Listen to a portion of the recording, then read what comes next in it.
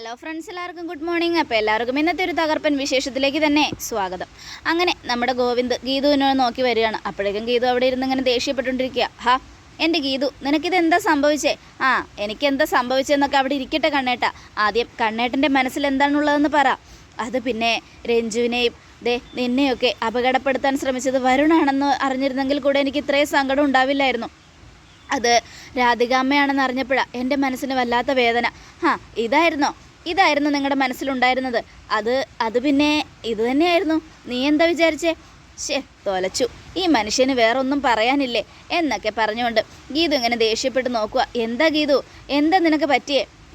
എനിക്കൊന്നും പറ്റിയിട്ടില്ല. ഇനി പറ, എൻ്റെ മനസ്സിലുള്ളത് ഞാൻ പറഞ്ഞു, ഇനി എന്താ നിൻ്റെ മനസ്സിലുള്ളത് എന്ന് ചോദിക്കുമ്പോഴേക്കും വരുന്നു ഗോവിന്ദനൊരു ഫോണ്. ആരാ നോക്കുക കണ്ണേട്ടാ. അപ്പോഴേക്കും അത് രാധികയായിരുന്നു. ഈ തള്ള ഒരു സമാധാനം തരില്ല. നിങ്ങളുടെ രണ്ടാനമ്മയ്ക്ക് ഉറക്കമൊന്നുമില്ലേ? ഏത് നേരം ഇങ്ങനെ വിളിച്ചുകൊണ്ടിരിക്കുന്നേ? അതേ, എന്നോടുള്ള സ്നേഹ കൂടുതലും ഉണ്ടാ, അല്ലാതെ വേറൊന്നും അല്ല ഗീതു എന്നും പറഞ്ഞ് ഗോവിന്ദ് ഇത് കേട്ടതും എന്നാ ഫോൺ എടുക്ക്, സ്പീക്കറിലിട്, എനിക്കിവിടെ കേൾക്കണം. അത് കേട്ടതും അയ്യോ, സ്പീക്കറിലൊന്നും ഇടണ്ട, അമ്മ എന്താ പറഞ്ഞതെന്ന് നമുക്കറിയില്ലല്ലോ, അതുകൊണ്ട് ഞാൻ ഒറ്റയ്ക്ക് സംസാരിച്ചോളാം. അത് പറ്റില്ല. അങ്ങനെ നിങ്ങൾ ചെയ്താൽ ഞാൻ ഇങ്ങനെ ചിലച്ചോണ്ടേയിരിക്കും. മര്യാദയ്ക്ക് ഫോൺ സ്പീക്കറിലിടുന്നതായിരിക്കും നിങ്ങൾക്ക് നല്ലത്. ഇല്ലയെന്ന് പറഞ്ഞില്ലേ? നീ എന്തൊക്കെ പറഞ്ഞാലും തലകീഴായി നിന്നാലും അമ്മയുടെ കോള് ഞാൻ സ്പീക്കറിലിടില്ല.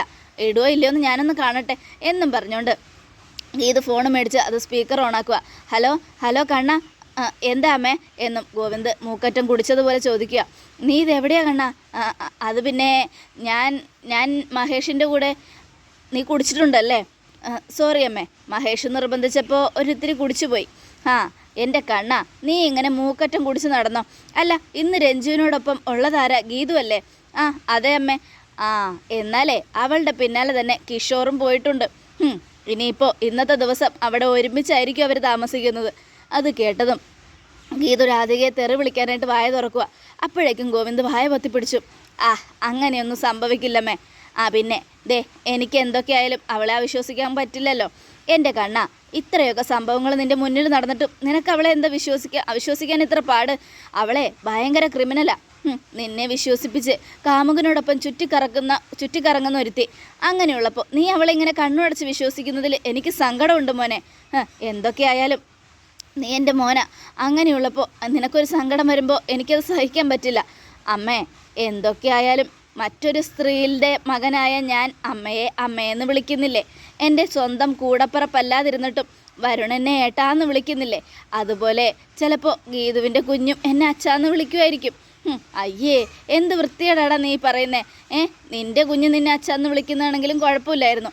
പക്ഷേ കിഷോറിൻ്റെ കുഞ്ഞാണ് നിന്നെ അച്ഛാന്ന് വിളിക്കുന്നതെങ്കിലോ? ഇത് കേട്ടതും ഗീതു വീണ്ടും തെറി വിളിക്കാൻ പോയപ്പോഴേക്കും ഗോവിന്ദ് ഗീതുവിൻ്റെ വായ പൊത്തിപ്പിടിക്കുക.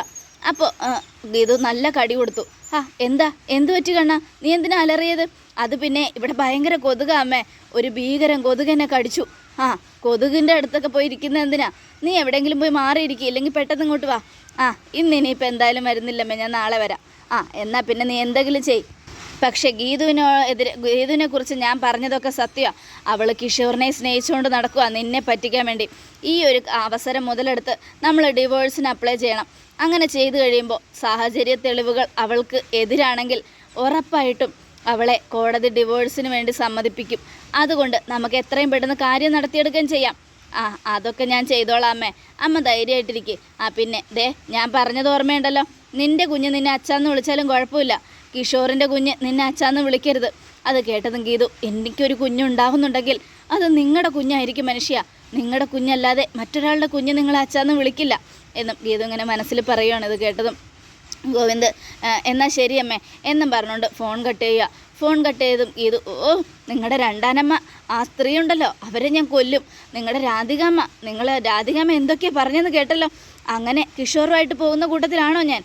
ഗീതു, അവരെന്തൊക്കെ പറഞ്ഞാലും നിന്നെ എനിക്ക് വിശ്വാസമല്ലേ?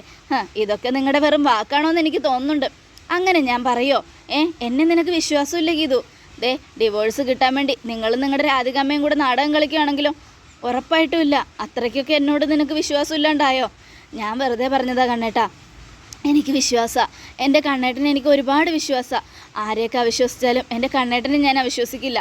കാരണം എൻ്റെ കണ്ണേട്ടൻ മാത്രമേ ഉള്ളൂ എൻ്റെ ഒപ്പം. അതേ ഗീതു, അത് തന്നെയാണ് എനിക്ക് നിന്നോട് പറയാനുള്ളത്. എല്ലാവരും എന്നെ ഇതാക്കി. രഞ്ജുവിനെയും നിന്നെയൊക്കെ അപകടപ്പെടുത്താൻ ശ്രമിച്ചത് രാധികാമ്മ, വരുൺ, അവരൊക്കെ എൻ്റെ ആരും അല്ലാണ്ടായി.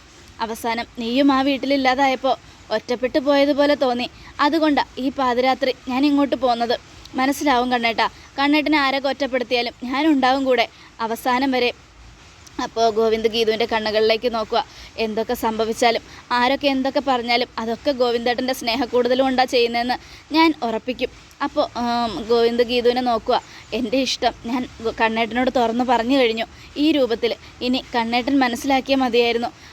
ഇതൊക്കെ ഇവളെന്നോടുള്ള ഇഷ്ടക്കൂടുതൽ കൊണ്ട് പറയുവാണോ, ഇവളുടെ സ്നേഹം ആത്മാർത്ഥമാണോ എന്നൊക്കെ ചോദിക്കണം. അത് കേട്ടതും ഗീതു, എന്താ കണ്ണേട്ട ആലോചിക്കുന്നേ?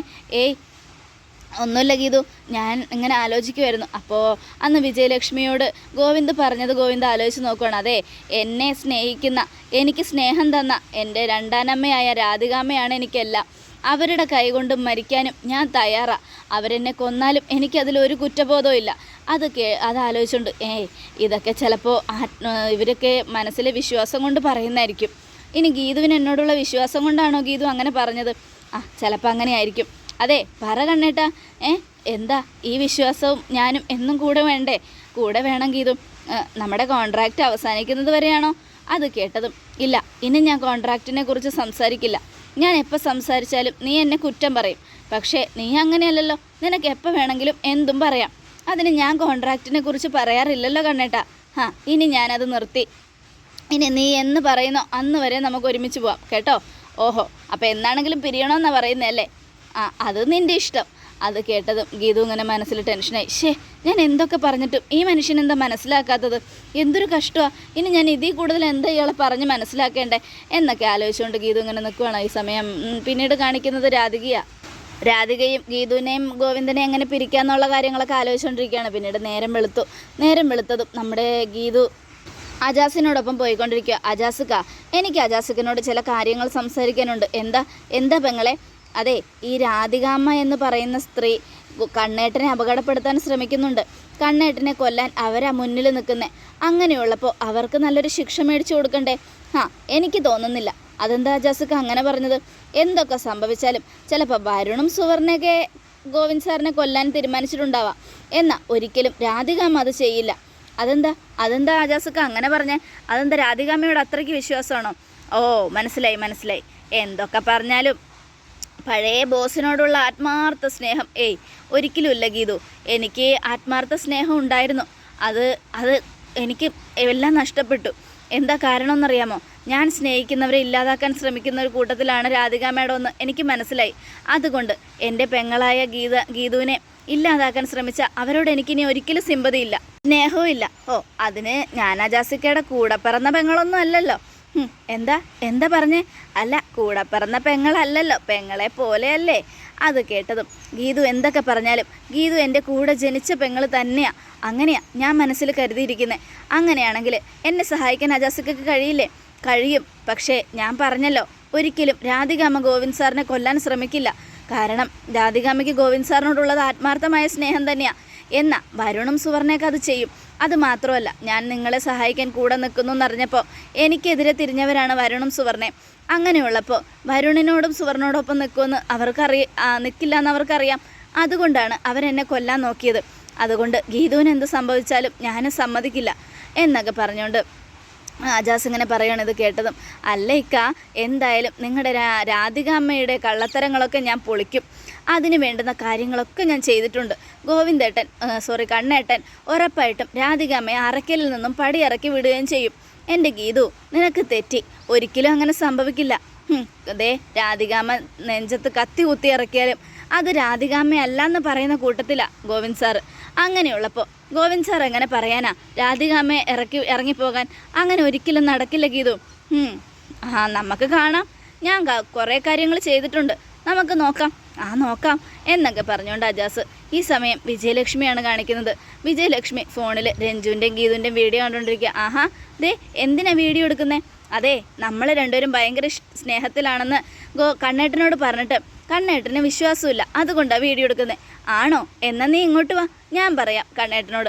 അതേ ദേ ഗോവിന്ദേട്ടാ, ഞാനും ഗീതു ഇപ്പോൾ ഭയങ്കര സ്നേഹത്തിലാണ് എന്നൊക്കെ പറഞ്ഞുകൊണ്ട് ഗീതുവിന് ഉമ്മയൊക്കെ കൊടുക്കുന്ന വീഡിയോ കണ്ട് വിജയലക്ഷ്മി ഭയങ്കര സന്തോഷത്തിലിരിക്കുക. അപ്പോഴേക്കും ഗീതു വന്നു.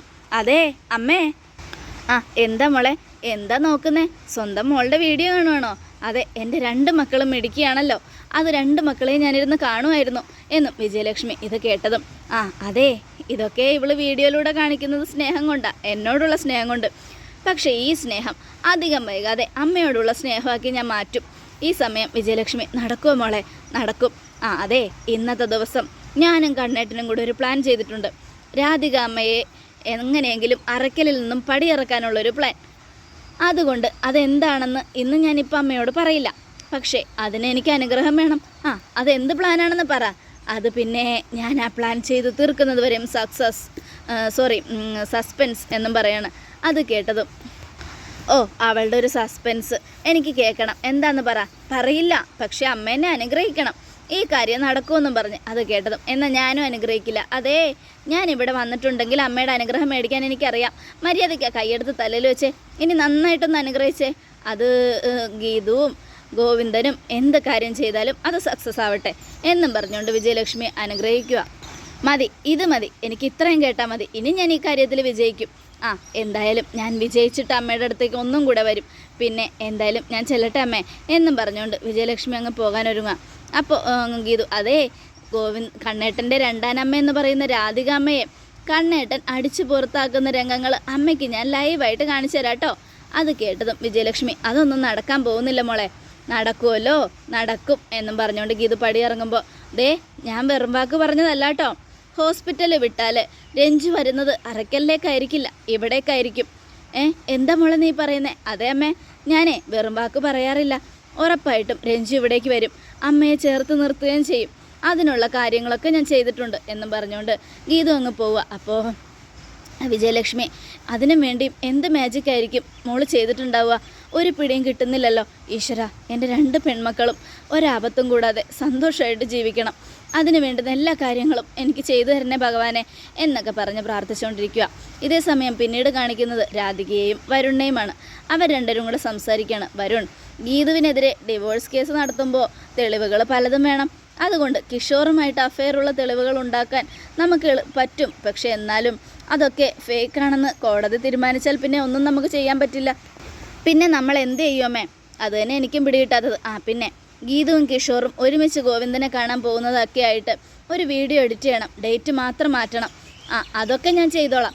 പിന്നെ കോടതിയിൽ ഗീതുവിനെതിരെ എന്ത് തെളിവുണ്ടാക്കിയാലും അതൊക്കെ ഫേക്കാണെന്ന് ജഡ്ജി പറയും. കാരണം ഗീതുവിനോട് ആ ജഡ്ജിക്ക് ഇത്തിരി സ്നേഹക്കൂടുതലുണ്ട്, ഇത്തിരി സിമ്പതിയുണ്ട്. അതുകൊണ്ട് എന്തായാലും ഗീതു അതൊക്കെ തെളിയിക്കുകയും ചെയ്യും. അതുകൊണ്ടാണ് ഞാൻ പറഞ്ഞത്, ഡിവോഴ്സ് കേസിന് മുമ്പ് അവർ തമ്മിലുള്ള തെളിവുകൾ പലതും ഉണ്ടാക്കണമെന്ന്. ഗോവിന്ദനിൽ നിന്നും ഗീതു എന്നേക്കുമായി പിരിഞ്ഞു പോകണം. അങ്ങനെ വന്നാൽ മാത്രമേ സമാധാനം ഉണ്ടാവൂ.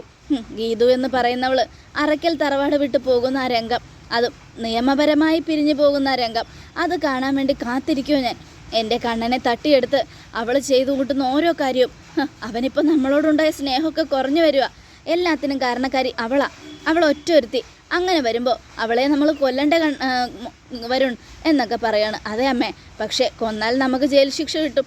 അതുകൊണ്ട് എന്തായാലും അവളെ നമുക്ക് ഇവിടെ നിന്ന് എന്നേക്കുമായി ഒഴിവാക്കാം. അതിനുള്ള കാര്യങ്ങളൊക്കെ ഞാൻ ചെയ്തോളാം. അമ്മ ധൈര്യമായിട്ടിരിക്കെ. പിന്നെ എന്തൊക്കെ സംഭവിച്ചാലും ശരി, ഇനി അവർ 2 പേരും ഒന്നിക്കാൻ പാടില്ല. ഗോവിന്ദേട്ടൻ ഇന്നലെ പോയതല്ലേ, ഇതുവരെ എത്തിയിട്ടില്ലല്ലോ. അവനാ മഹേഷിൻ്റെ കൂടെയാണെന്ന് തോന്നുന്നേ. ഇന്നലെ നന്നായിട്ട് മദ്യപിച്ചിട്ടുണ്ടായിരുന്നു. ഞാൻ സംസാരിക്കുമ്പോൾ അവൻ്റെ നാവിടറി സംസാരിക്കുന്ന പോലെ എനിക്ക് തോന്നിയത്. സംസാരിക്കാൻ തീരെ വയ്യാതെ 4 കാലിൽ വന്നിട്ടുണ്ടാവും. അതുകൊണ്ട് മഹേഷ് അവിടെ പിടിച്ച് കിടത്തി കാണും. അത് ശരിയാ. പിന്നെ ഇത്ര നേരമായിട്ടും കണ്ടില്ലല്ലോ അമ്മ, അതുകൊണ്ട് ചോദിച്ചതാ. അല്ല, ഇന്ന് സൺഡേ അല്ലേ, ചിലപ്പോൾ അവൻ വരാൻ വൈകുമായിരിക്കും. എന്നാലും നമുക്ക് കുഴപ്പമില്ല. അവൻ വരാൻ വൈകുന്ന ഈ സമയമാണ് നമുക്ക് ശരിക്കും ഓരോരോ കാര്യങ്ങൾ ഉണ്ടാക്കേണ്ട സമയം. അതുകൊണ്ട് എന്തായാലും നമുക്ക് നമ്മുടെ കാര്യങ്ങൾ ചെയ്യാം എന്ന് പറയുമ്പോഴേക്കും ഒരു കാറ് വരികയാണ്. കാറിൽ നിന്നും നമ്മുടെ ഗീതു ഇറങ്ങിയതും വരുണും രാധികയും കൂടെ നോക്കി നിൽക്കുക. അപ്പോൾ ഗീതു ഇറങ്ങിയതോ എത്തിയല്ലോ. ഗീതുവും അവളുടെ സെക്യൂരിറ്റിയും അത് കേട്ടതും വരുണും താഴേക്ക് നോക്കുക. അപ്പോൾ ഗീതു മുകളിലേക്ക് കയറി പോകുമ്പോൾ ആ ജാസ് കാറിൽ നിന്നും ഇറങ്ങി, പെങ്ങളെ ഒന്ന് നിന്നേ, അത് കേട്ടതും ഗീതു തിരിഞ്ഞു നോക്കി. അജാസിൻ്റെ പെങ്ങളെ എന്നുള്ള വിളി കേട്ട് രാധികയും വരുണും ഞെട്ടി. അതോടുകൂടെ എപ്പിസോഡ് അവസാനിക്കുകയാണ്. നാളത്തെ ഒരു തകർപ്പൻ വിശേഷത്തിനായിട്ട് കാത്തിരിക്കുക. അതേ പ്രേക്ഷകരെ, ഗീതു ഒരു അത്യുഗ്രൻ കെണി ഒരുക്കി വെച്ചിരിക്കുകയാണ്. രാധികാമ്മയെയും വരുണിനെയും അതിലേക്ക് വീഴ്ത്താനുള്ള കെണി. ആ കെണിയിൽ രാധികാമ്മ വീഴുമോ? വിജയലക്ഷ്മി അനുഗ്രഹിച്ച പ്രകാരം ഗീതു വിജയിക്കോ? രാധികാമ്മയെയും വരുണിനെയും ഗോവിന്ദടിച്ച് പുറത്താക്കുമെന്ന് ഉറപ്പായിട്ടും കാത്തിരുന്ന് കാണാം. എല്ലാവർക്കും ഒരിക്കൽ കൂടെ നല്ലൊരു ശുഭദിനം തന്നെ ആയിക്കോട്ടെ. Thank you friends.